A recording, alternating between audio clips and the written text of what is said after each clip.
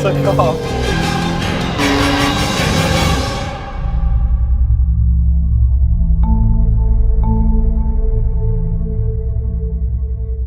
The arrival of a new M car is always big news for performance car fans, especially if it's an all-new version of the legendary M3.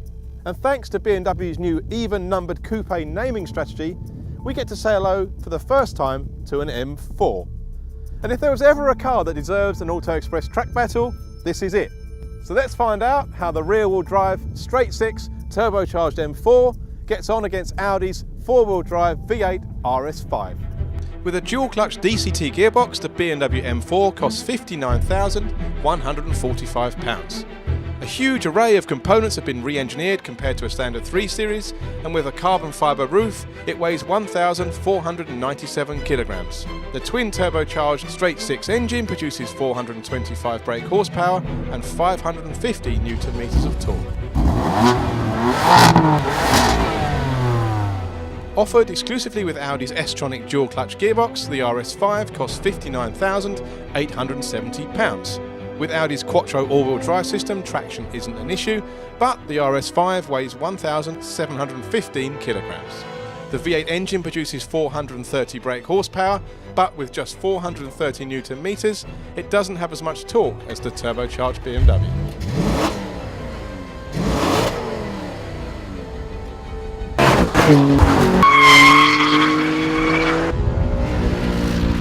Okay, so I'm very excited about driving the new M4, but before we drive the BMW, let's drive the car that's probably the benchmark in the market at the moment, the Audi RS5. Obviously, still with the V8 engine that the M3's moved away from.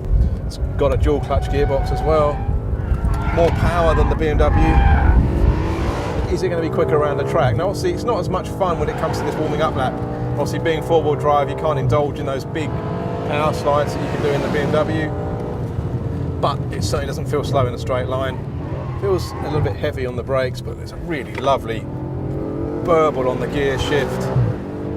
Does sound like a very sort of punchy, rapid, very stable, fast Audi you'd expect.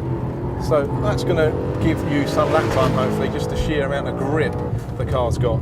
So let's just finish off this warming up lap. Even then, you just go into the corner, and just as you feel the rear feel like it's starting to want to slide, then the stability control, which you can't fully turn off, starts to come into play and rein the car back in. It feels like it's working its front tyres pretty hard, but it's definitely not slow. Really good gear shift.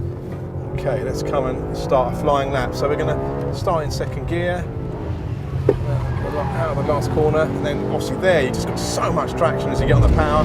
Up to third gear, just shy of 90 miles an hour as we head into here, staying in third gear to roll the speed in. You can feel it, the weight of the engine in the front axle, but it changes direction really well.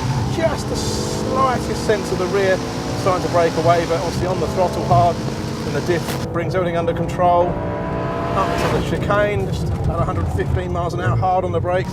Again, it feels heavy on the brakes, a bit nose heavy as well, but out of that chicane, again, really good traction, fast gear shift, not particularly brutal, but pretty fast and smooth, down to third gear.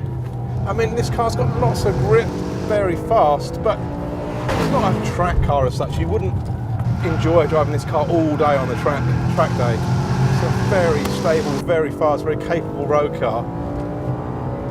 And it's entertaining to an extent on the track, but it's not really good fun. It's really impressive through that high-speed S's, working the front tyres hard on the exit though, down to the last couple of corners. It's good on the brakes into these tight corners, and again you really get the benefit of that traction on the exit. Up to the last corner, keep it tidy, and accelerating out of the last corner and across the line.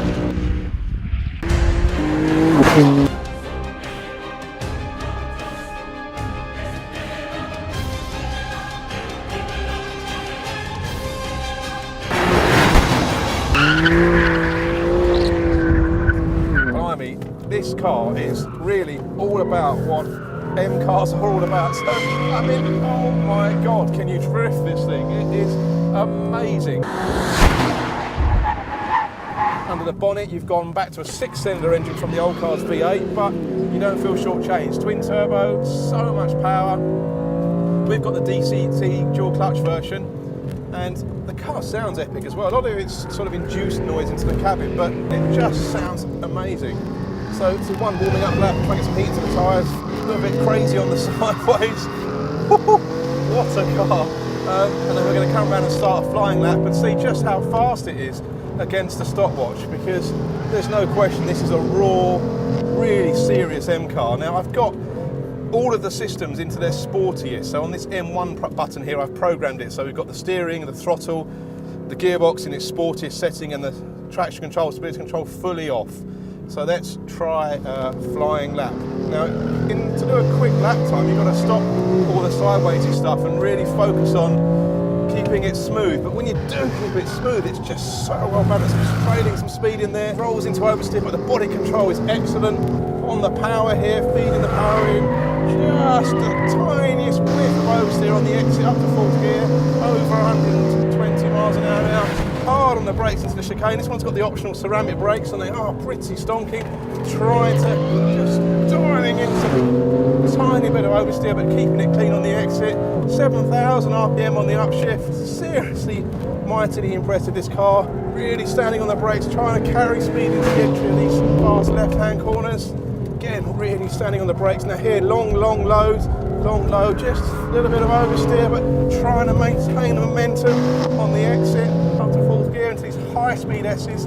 Body control is amazing through here. It all feels a fraction artificial, the way that the car is containing itself. Amazing. Really good gear shift. Third gear, trying to keep the exit speed up. Last corner. This is going to be a good lap time, I think. Trying to get the power on. Hard on the power and across the finish line. The BMW M4 recorded a lap time of 1 minute 09.9. The Audi RS5 Coupe recorded a lap time of 1 minute 12.2. So the BMW M4 was 2.3 seconds faster than the RS5 around our test track. With all of its settings in the sportiest mode, the engine, grip, body control and handling of the M4 is simply astonishing. This is a performance car BMW can be rightly proud of. It was even faster than the mid-engined Porsche Cayman S. And if you want to find out which one of these three is the best road car, then read our road test. If you want to see the Porsche Cayman S PDK take on the Lotus Evora S, click on the left icon.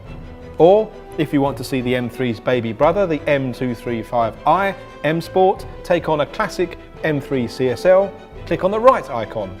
And don't forget to subscribe to our channel by clicking on the Auto Express logo.